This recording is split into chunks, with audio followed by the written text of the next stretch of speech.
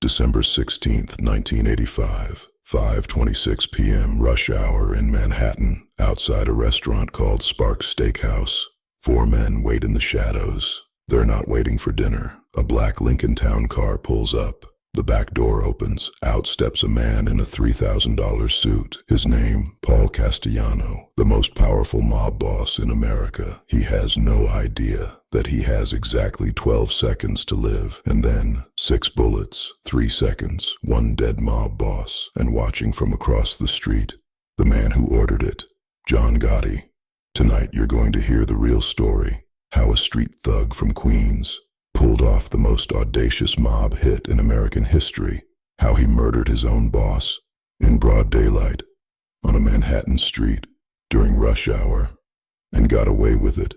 This is the story of betrayal, of ambition, of a man who wanted power so badly. He was willing to break every rule the Mafia had, and it's darker, more brutal, and more calculated than anything Hollywood ever showed you. Welcome to the true story. To understand why John Gotti killed Paul Castellano, you first need to understand who Paul Castellano was. Paul Castellano was born in 1915 in Brooklyn. His father was a butcher, but Paul wanted more. He didn't become a mobster because he loved violence. He became a mobster because he loved money. In 1976, when the legendary Carlo Gambino died, he did something unprecedented. He passed over all the traditional mobsters, all the killers, all the street guys, and he named Paul Castellano as the new boss. Why? Because Castellano was a businessman. He didn't want to be a gangster. He wanted to be a CEO. He moved the Gambino family into construction unions, concrete legitimate businesses. And it worked. Under Castellano, the Gambino family made more money than ever. Hundreds of millions. Castellano lived like a king. His mansion in Staten Island, they called it the White House. 17 rooms, Olympic-sized pool, armed guards 24/7. He ate at the finest restaurants, went to the opera, wore $3,000 suits. But there was a problem. The old-school mobsters, the guys who came up robbing and killing, they hated him. They thought he was soft, out of touch. They called him the Pope behind his back because he acted like he was above them. See, Castellano rarely went to the social clubs anymore. He didn't hang out with the guys. He lived in his mansion, made decisions from his living room. And the street mobsters, they felt disrespected. And in the Mafia, disrespect is dangerous. One man, in particular, was watching, waiting, planning. His name was John Gotti, and he was about to change everything. John Gotti was born on October 27, 1940, in the Bronx, one of 13 children, poor, tough, angry. His family moved to East New York, Brooklyn, one of the roughest neighborhoods in America. Gotti dropped out of school at 16. Why? Because school wasn't where the money was. The street was. By his early 20s, Gotti was already a career criminal, hijacking trucks, running gambling operations, beating people who didn't pay. He was arrested 5 times before he turned 21, but he didn't care. In his neighborhood, being a mobster wasn't shameful, it was aspirational. Gotti idolized the old-school gangsters, the tough guys, the killers. He wanted to be just like them. By the 1970s, Gotti was a made man, a soldier in the Gambino family, and he was good at it. He wasn't afraid to get his hands dirty. If someone needed to be beaten, Gotti did it. If someone needed to disappear, Gotti made it happen. And because of that, the street guys loved him. Gotti ran his operations out of the Bergen Hunt and Fish Club in Queens. It wasn't fancy, no mansion, no Olympic pool, just a dingy social club where mobsters played cards and planned crimes. But to the guys on the street, that place was home. And Gotti, he was their leader. But there was a problem. Paul Castellano, their boss, didn't respect street guys like Gotti. Castellano thought they were thugs, dinosaurs, liabilities. When Gotti came to him with ideas, Castellano dismissed them. When Gotti asked for permission to do certain jobs, Castellano said no. And Gotti, he started to hate him. But Gotti was smart. He didn't complain openly. He smiled, shook Castellano's hand, said, Yes, boss. But behind closed doors, he was planning something the Mafia had never seen before. The FBI had a problem. They'd been trying to take down the Gambino family for years, but they couldn't get evidence. Witnesses disappeared.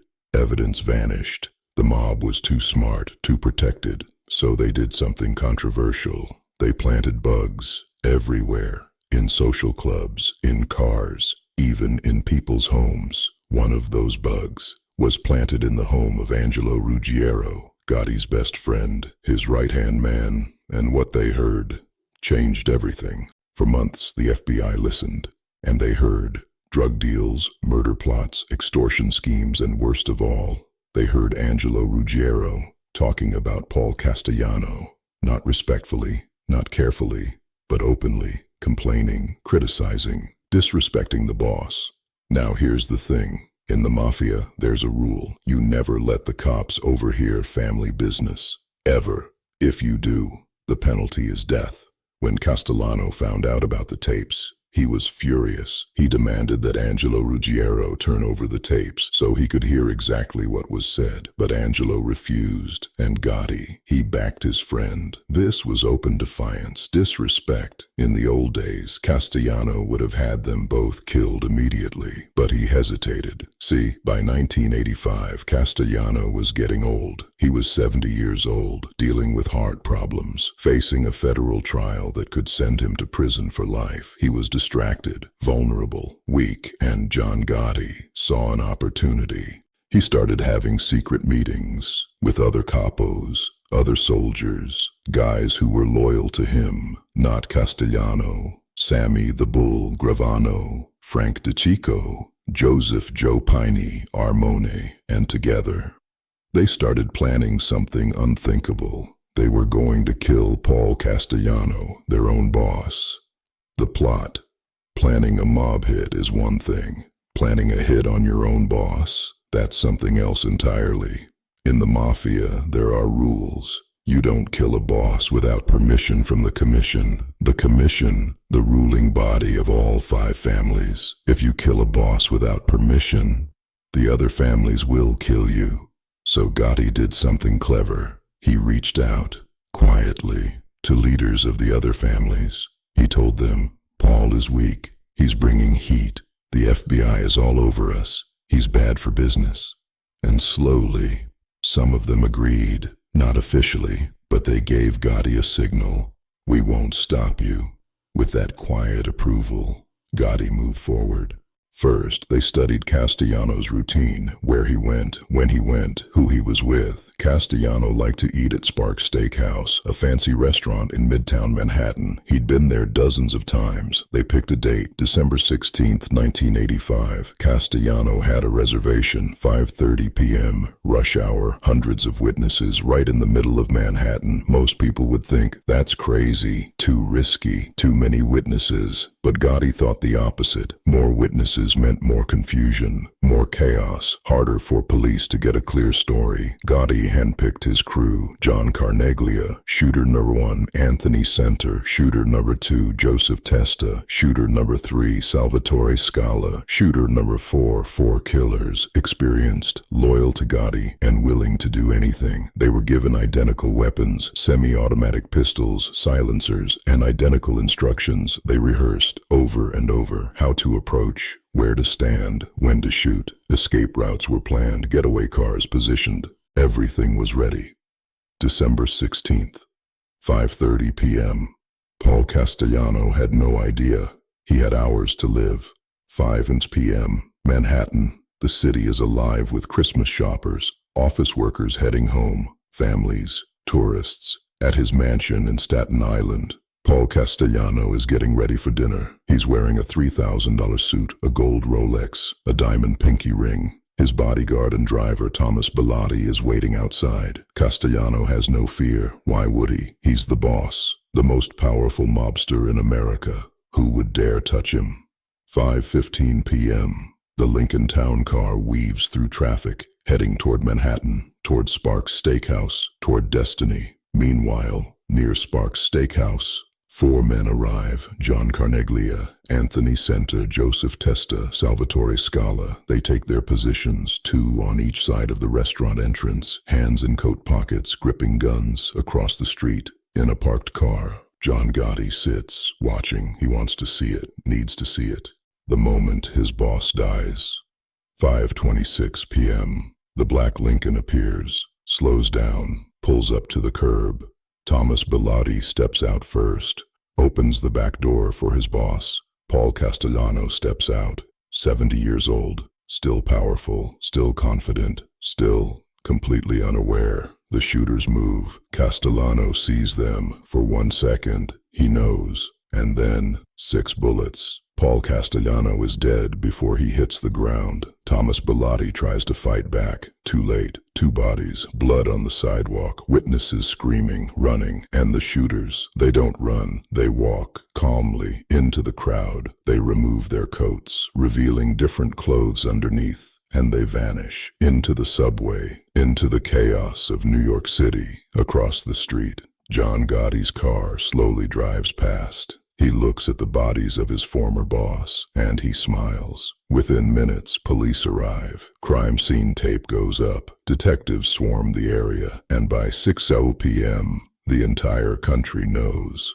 Paul Castellano, the boss of bosses, is dead, murdered in broad daylight, in the middle of Manhattan, during rush hour. The FBI is stunned. This kind of hit, in public, on a boss this powerful. It's unprecedented. The other families are terrified. If Castellano can be killed, anyone can be killed. But at the Bergen Hunt and Fish Club in Queens, John Gotti is celebrating. He did it. He killed his boss and got away with it. 2 weeks later, John Gotti is officially named the new boss of the Gambino family. And for the first time in his life, John Gotti has everything he ever wanted. But power always comes with a price. Today, if you walk past 210 East 46th Street in Manhattan, you'll see a different restaurant.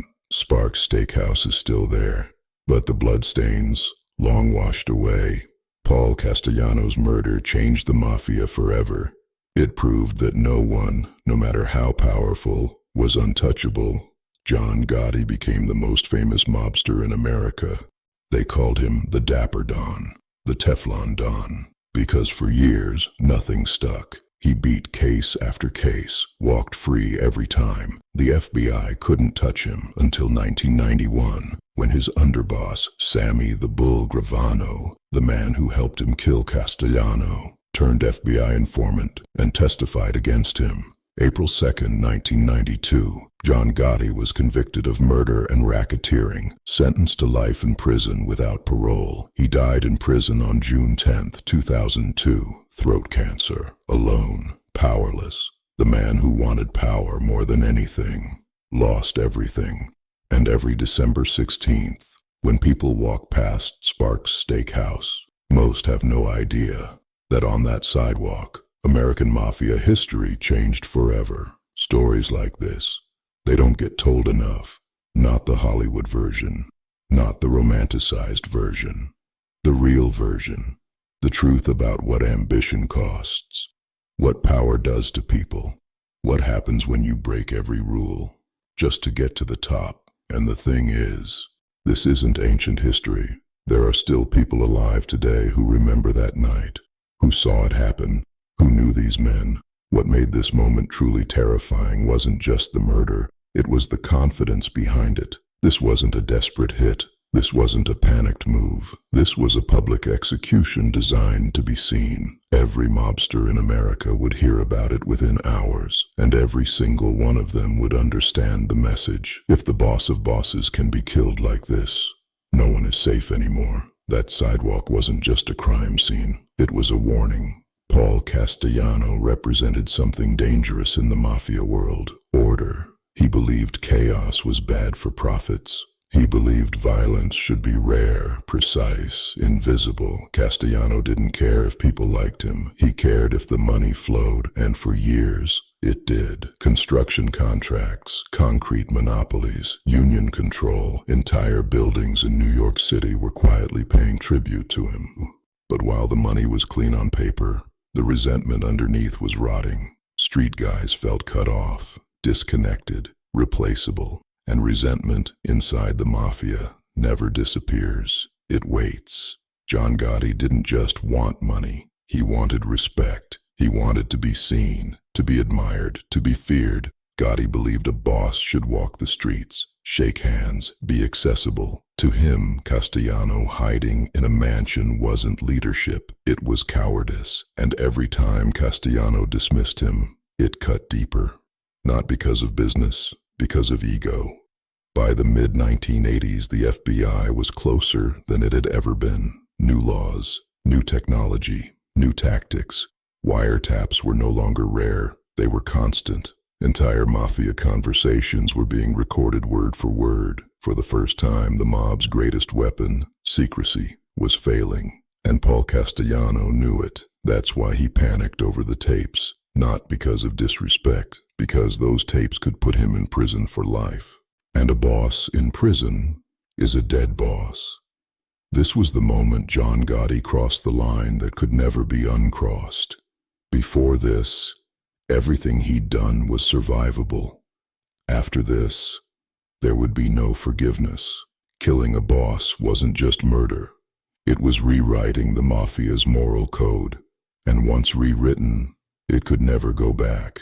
Witnesses later described the moment as unreal. No shouting, no warning, just movement. Clean, efficient, cold. People didn't immediately scream. They froze. Because their brains couldn't process what they were seeing. A man in an expensive suit collapsing. Blood on the sidewalk. Gunfire echoing off buildings. This wasn't a back alley killing. This was theater.